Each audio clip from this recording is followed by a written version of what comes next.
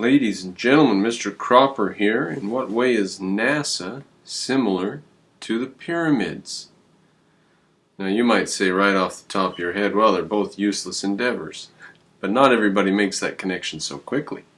Let us go over it then. The Creators, A History of Heroes of the Imagination by Daniel Borstein.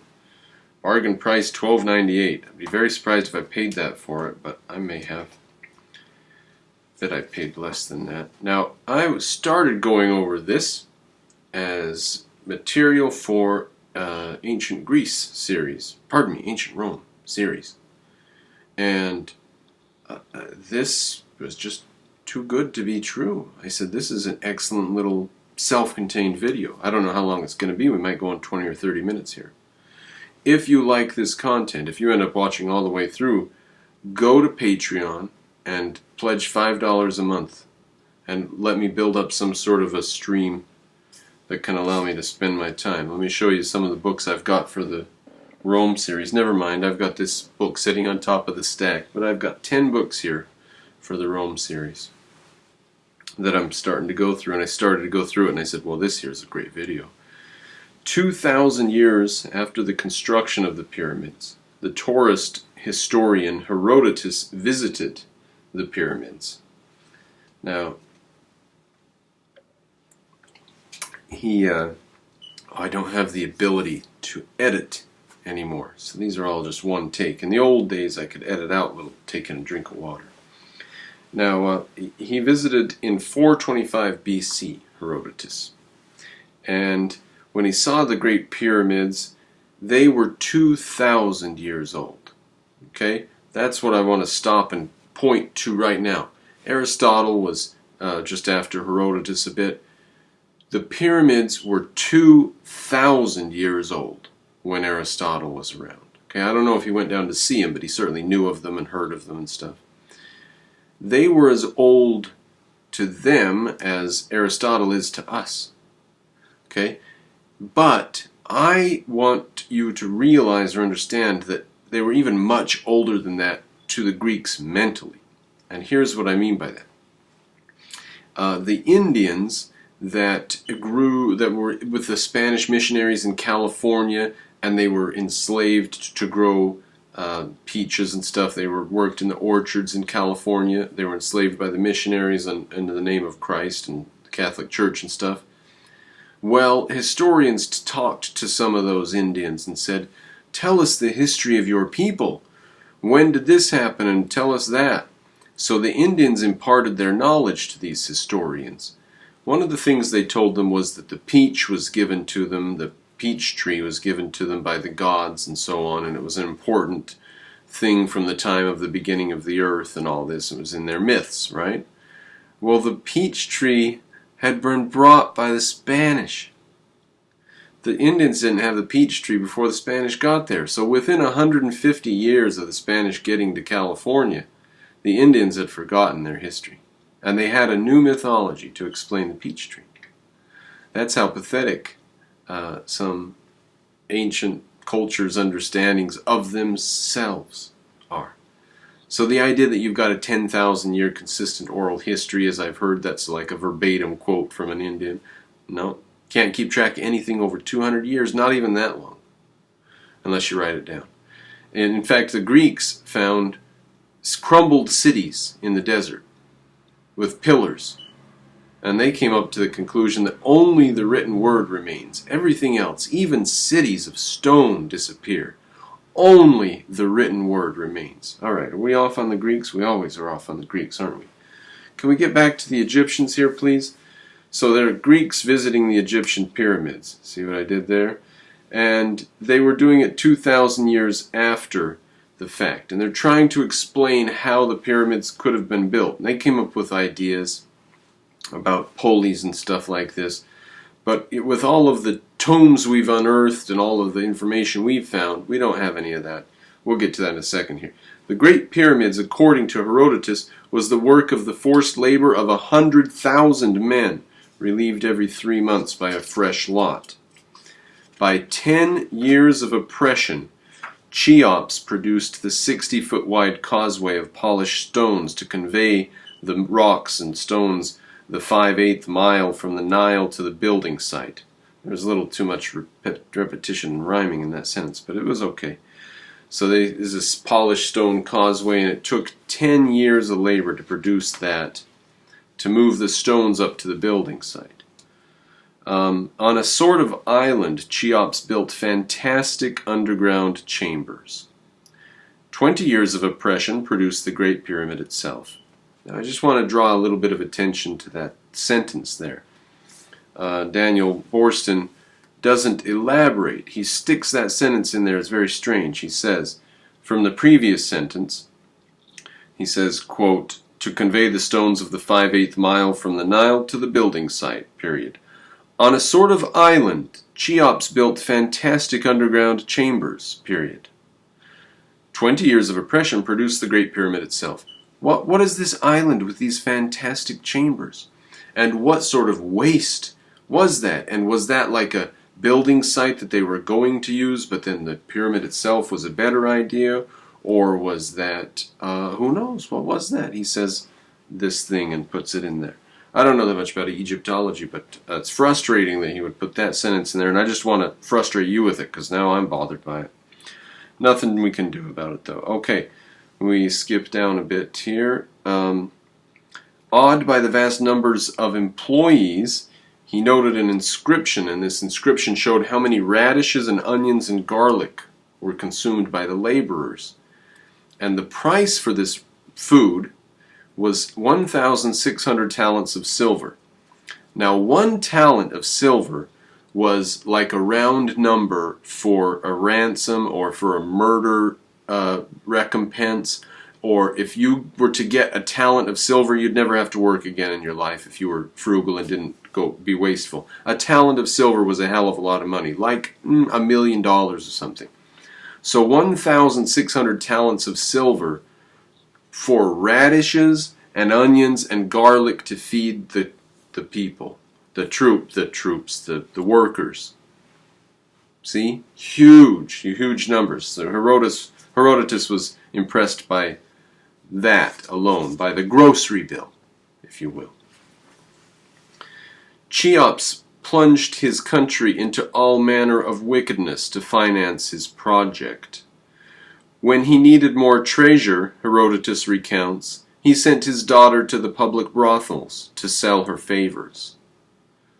Now, I just want to pause on that and say, whatever we may say about the pyramids and how they were built, and they're going to get onto some funky business in just a minute here, whatever they may say about it, that sentence probably has more truth in it than all of the wishy-washy stuff about, oh, there were rainbows and they all had ponies and everybody was shitting rainbows while they built the pyramids and everybody was happy.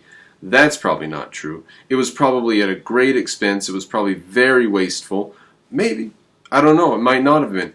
I have also contemplated the possibility that the Nile, with its seasonal floods, produced, without the intervention of very much human labor, gargantuan amounts of food.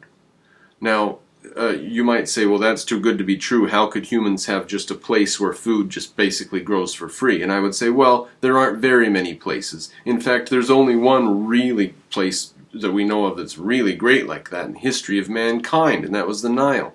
Now, what would happen if you had an absolutely abundant supply of food for very, very little labor?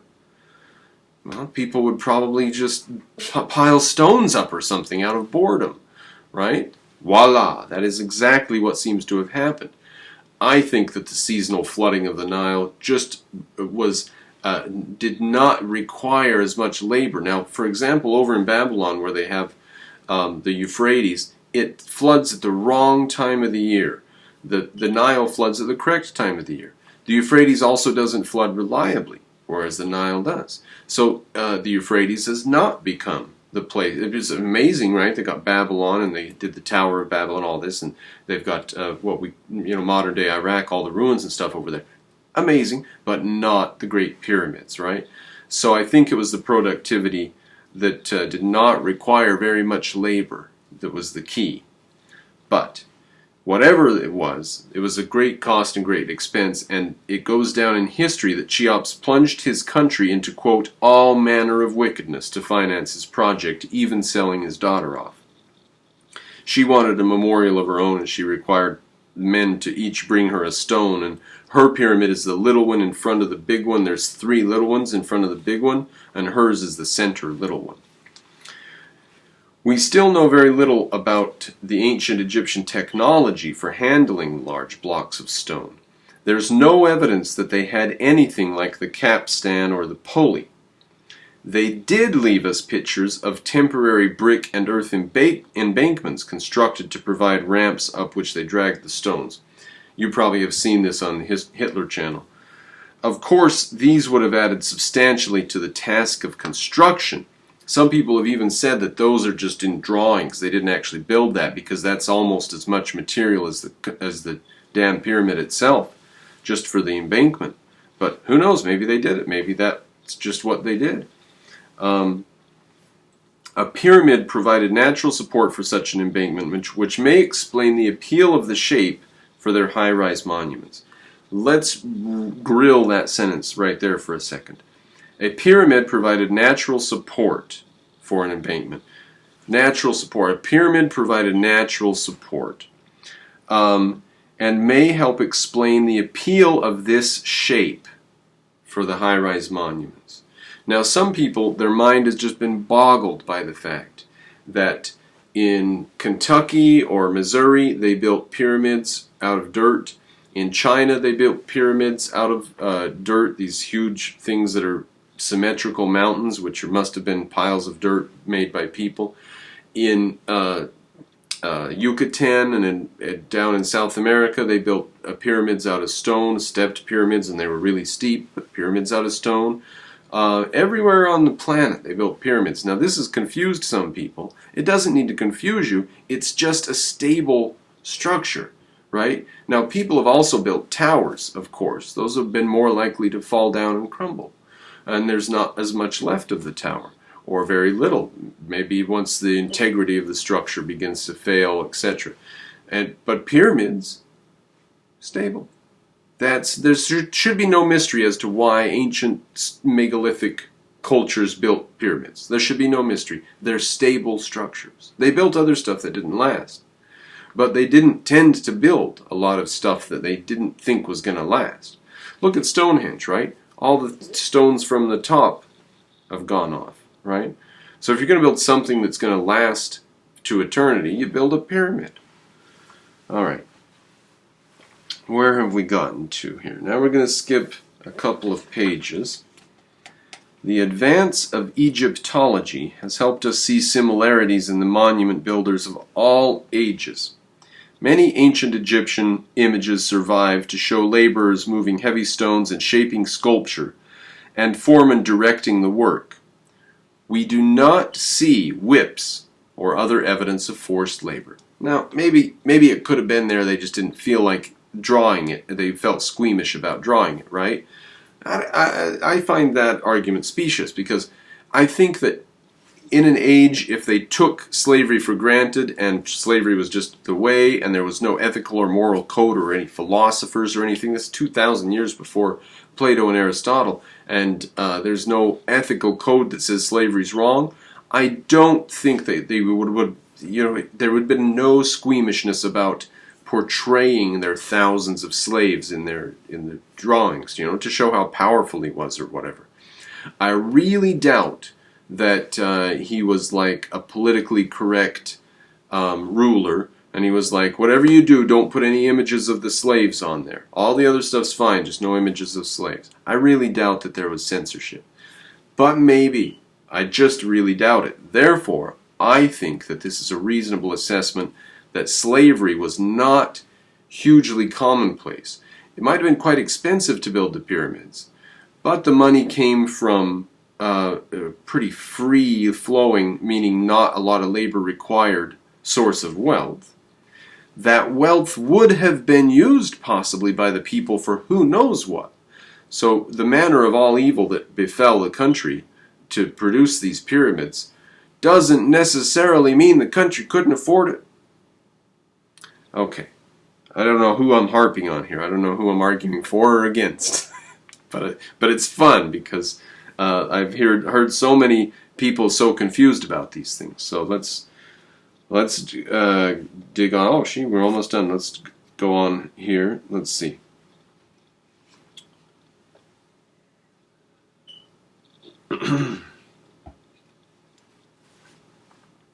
Alright, we don't see any whips or anything. During the months of inundation of the Nile, peasants who were unable to work at their crops could come to a pyramid site, always near the river. At this time, every year, the water transport of people and building materials was easiest. So while their crops were inundated by the flood, that's when they go and work on the pyramid, says this guy. And it was a period of 3 months or so. So, could be it was seasonal work. There's evidence to suggest that that's the case. Meanwhile, in the off-season, small groups of workers would be quarrying the building stone and cutting the stones out. And then when the big work gangs get there, they start moving the stones around. At least 70,000 workers at a time must have been engaged during the 3 months of inundation. In the absence of other evidence and before the age of firearms, it's hard to imagine how such a crew could have been forcibly drawn from distant villages and brutally kept at work over many decades, right? So you're going to keep 20 or 30 years, you're going to keep a gang of slaves of 70,000 without firearms, without guns. You know, it was probably the fact that these were built out of the abundance of wealth rather than forcibly. And besides, if they were to build the pyramids forcibly, in what way would they forcibly take wealth from an utterly poverty-stricken society? So there must have been wealth for them to take. Geez, am I just driving that point into the ground? Are you convinced yet? Whoever it is that wasn't convinced when I started on this? Okay. The pyramids were built by voluntary labor. If the pyramids overwhelm and dazzle us as great public works, might they not have impressed the people who built them? Might they not have been proud of their part in so great a work? Right? Now, we might think of it as they were just building the pyramids at the time. It was just a thing. But 2,000 years before Christ was born, the pyramids being built, I mean, there was nothing in the world at the time. There was nothing on the planet at the time. So they were building the only thing on the planet. That was like the first thing. It's like, hey, should we build something? And somebody else was like, nobody's ever built anything. What would we build? It's like, well, let's just pile up some rocks maybe. So that's what they did. They were so early. There was nothing else going on. There was ziggurats in Babylon, and I know there was all kinds of stuff. I'm exaggerating, but they were so far before architecture and all this stuff. And so for them to build a monumental work of that kind, their society must have been gripped by a mania of some kind, a religious mania of some kind. And they had the wealth available. That's obviously a key. So, there's graffiti all over the place. You probably know this if you've seen very many documentaries about it, but some of the graffiti names were for the crews, and all the crews working together to move one rock. A crew would move a rock up, and then it would go down and get another rock, and move that rock up, and go. And each rock they moved up they were proud of, and they would mark the rocks and stuff. So, when you brought your rock up, you would put boat gang or craftsman crew or the white crown of Khufu or vigorous gang or sound gang. Now I like the vigorous gang. We might think the vigorous gang was always gaining up on the next rock.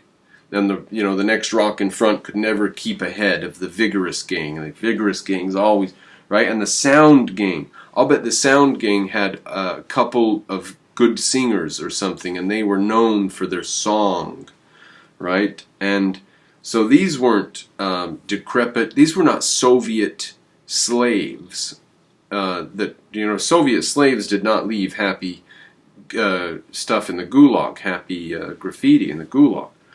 these were proud people who did this. So, can we not imagine, quote, can we not imagine the pyramid builders returning each season to their villages, boasting to their amazed fellow villagers of the scale and grandeur of the work on which they had a small part?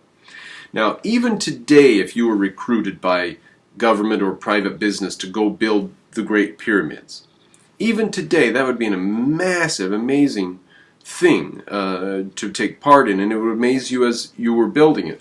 But 4,000 years ago, holy moly, it must have been amazing to them. So yes, it must have been like returning from the Second World War to your village or something and tell of the amazing things going on. Quote, the pyramids are the only great public works we know from the 4th dynasty. They appear to have transformed Egypt from a country of scattered villages into a strong centralized nation. That's a very strange idea. Mr. Borstein here is some kind of historian, but he's not a philosopher, is he? So wringing blood from a stone to build these gargantuan, totally useless monuments to tyranny. Why do they do this?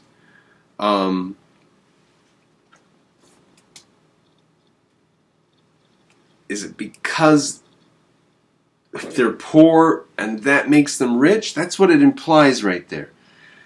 They appear to have transformed Egypt from a country of scattered villages into a strong centralized nation. Right? So you take scattered villages and you get them to build the greatest thing on earth at the time, and that makes them wealthy.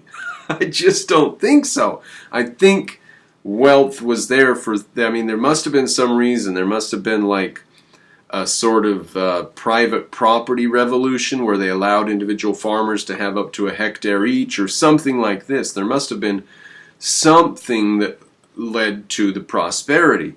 Might have been just a critical mass of people at a given place at a given time. It didn't last very long.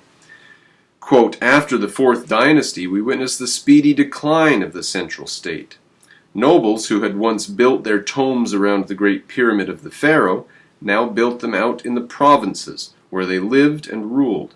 And this too marked the decline of pyramid building and the deterioration of the quality of stone monuments. So eventually, you probably know, they eventually went and just burrowed holes into the hills and hid their stuff because of tomb robbers. So eventually they did step completely away from, what is a pyramid? It's a great, enormous beacon in the desert that says, inside here is the most amazing wealth of ages, right? And, you get in here and get through all the things and you will be rich as a king, really. So, they are advertisements. And eventually the advertisements withdrew. Now, we skip a little bit here. There is only one. Now, what is this, a quote from somebody? Let's see.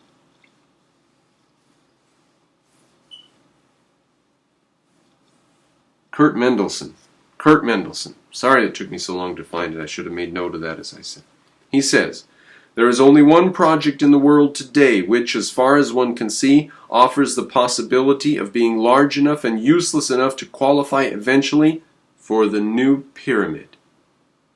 What are we doing today that could be as useless and expensive and massive as the new pyramid, as the old pyramids? And that is the exploration of outer space. In the end, the results of space exploration are likely to be as ephemeral as the pharaoh accompanying the sun. Now, let me pause there for a second. There's a little more, but, well, really? It's very possibly the case. Let me say why that might be the case. Radiation, right, in outer space, extraordinarily dangerous radiation. Let's say we go out in outer space and float along, right? It's going to take us years to get to Mars. So the radiation that we get from the trip is going to be intense and massive. Let's say we go fast. We get over there real quick, right? The radiation we encounter going fast through all that radiation is also a lot. In fact, if you get a spaceship and you start getting up close to the speed of light, you'll just fry from all the radiation in interstellar space as you're gathering it. Think of driving down the freeway. You're standing in the rain, oh, that's one thing. Then you get on a motorcycle and you're driving down the freeway on a motorcycle. You just can't do it. You can't do it. You're in outer space, and radiation is terrible out there. It's terrible. We're protected by the atmosphere and all this stuff, and sunglasses and hats. So, yes, outer space might not ever be a place for humans. And if it is, it might be extraordinarily expensive and very, very few humans doing very little up there. Now, if that's the case, then think of all the money we're spending on it for apparently then not much. Okay, the effort will be gigantic. No other incentive will be provided than the satisfaction of man to make a name for himself by building a tower that reaches planetary space, right? The expense of these rockets and training the astronauts and all of the industry that's required to send the astronauts up, the expense of it is gargantuan. And what if it really does account to nothing at the end of the day, right?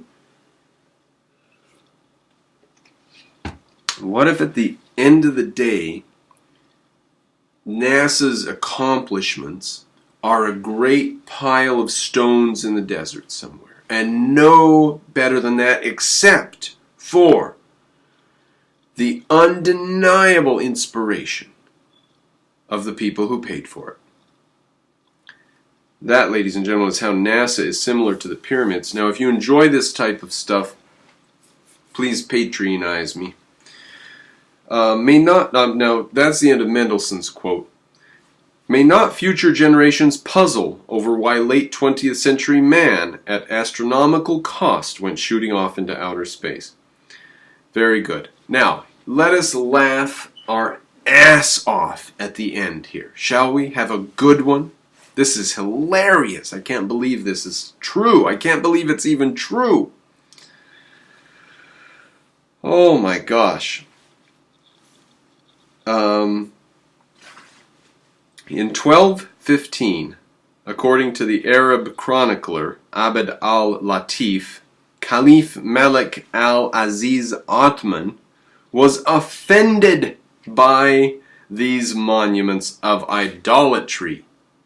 I had wondered about that. What do the Muslims think of these idols?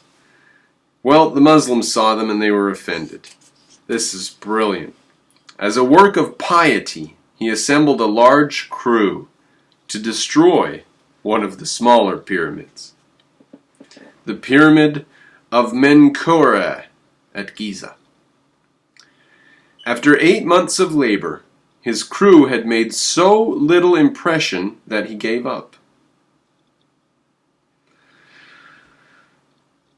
Let's see. The mark of that hopeless effort is still visible in a small scar on the north slope of that pyramid. Ladies and gentlemen, the Muslims tried to take down a pyramid. Well, if anybody ever tries to destroy NASA's legacy, that'll be difficult because we've got robots on the moon and Mars and stuff. Now, if he's right that we're not going to go into outer space and we're just going to stick around on Earth, if it's true that radiation's that big of a problem and all the other stuff, maybe living without gravity is going to be extremely, extremely bad for our bodies, I suspect that would be the case. If all that's true, then we'll probably just stay on Earth. And if that's true, then NASA is very, very similar to the Great Pyramids. If you like this, hit the bell, subscribe, and go Patreonize me.